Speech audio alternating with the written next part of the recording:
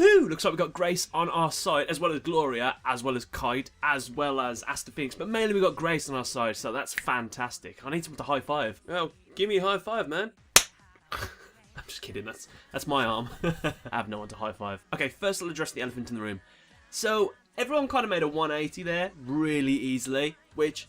It's been building up for a while, so we're going to allow it. I already talked about in the last episode about Aster. Deep down, he wanted to be a good guy kind of thing. Like, he wanted to smile, he wanted people to smile. So, that's okay. I also get why Grace wanted to switch sides, because she just was, like, in love with Yuya. So she was like, yeah, I'll switch sides. Come on, Glory, my sister, you might as well. She's like, alright. The weedy-looking guy, he sort of changed because of fear, I guess. Like...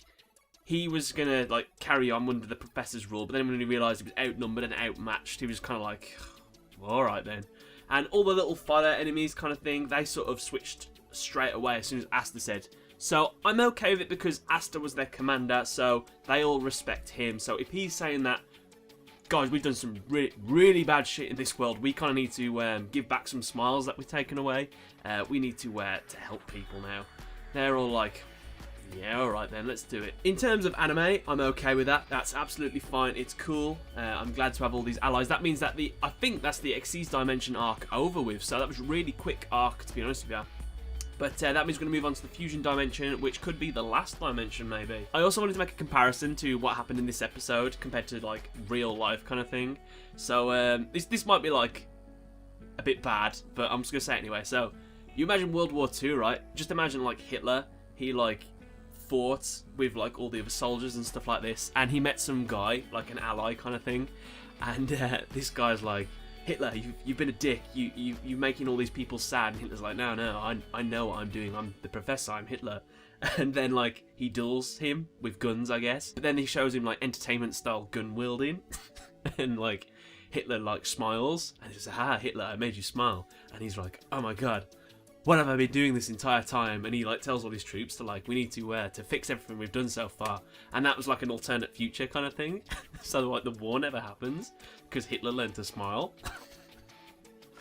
I thought that was funny. Obviously it's not, because war is a very serious thing, and yeah. Something I didn't understand as well was, why did no one ask Aster about why the professor wants to kidnap all the girls that are basically the Yuzu, like different versions? It's either the fact that he didn't know anything about it, or it was linked to the fact that the professor cards people as a source of power. But what's this power for? I'm not too sure. But we do learn that people that are carded can be saved. They all get teleported to the fusion world, which everyone's gone to now. Which I was really annoyed about one thing, and it honestly almost ruined the entire series for me.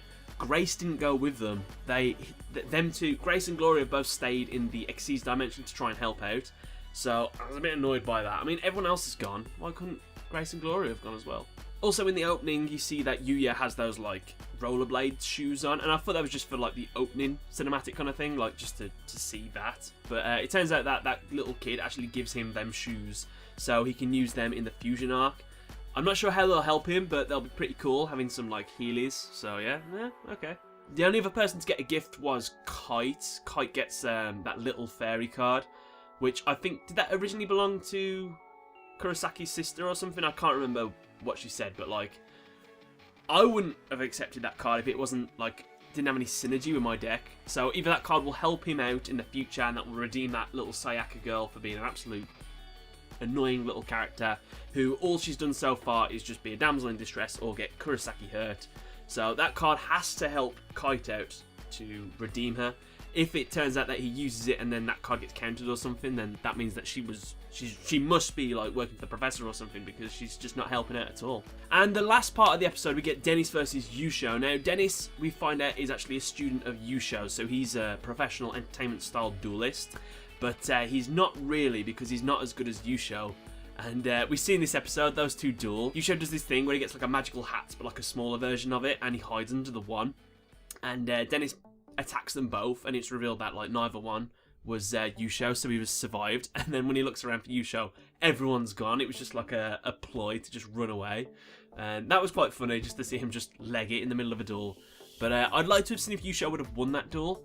Based on that, like the first turn, the fact that he was countering Dennis so easily, I guess he may have won, but be interested to see. But Yugioh and Yuzu get cornered, and Yugioh, funnily enough, disappears because Yuya makes his appearance, which I still want to know why people can't be together at the same time. It just doesn't, I want to know what it is. Someone explain that to me, please. And then Dennis reveals a purple-haired guy in the car, which I had no idea who that was at first, but it turns out it is Kachidoki, who was someone from earlier in the series in like that tournament thing, and he was one of the duelists that duel by like beating up people so they can't use action cards and they get basically beaten in submission.